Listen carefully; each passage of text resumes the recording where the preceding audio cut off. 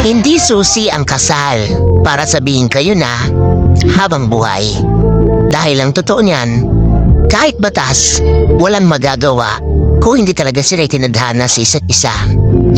Ang kasal ay hindi pang habang buhay na katunayan para maangkin ang isang nilalang.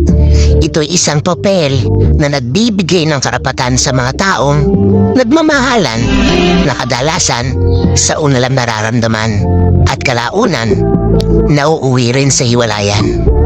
Dalalang hindi pagkakaunawaan. Hindi porket kinasal ka sa isang tao, habang buhay mo nang makakasama ito.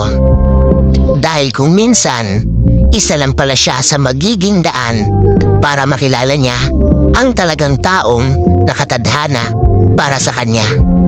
Kinikilala man ng Diyos at batas ang bisa ng kasal, pero iba pa rin ang bisa ng tunay na mamahalan at tinadhana.